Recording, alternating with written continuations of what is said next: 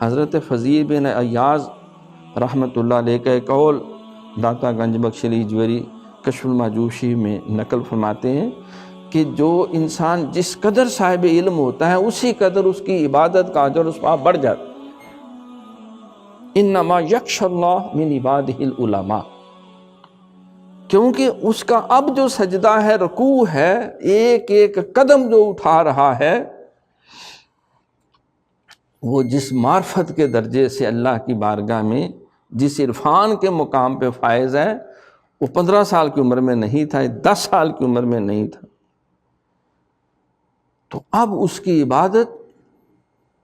اس لیے جو فقہاء ہیں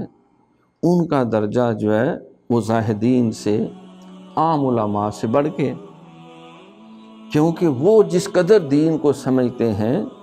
جس قدر انہوں نے قرآن و سنت کا تفصیل سے مطالعہ کیا ہوتا ہے اور عرفان اور ادراک حاصل کیا ہوتا ہے، وہ عام سجدے کرنے والوں کو نہیں ہوتا۔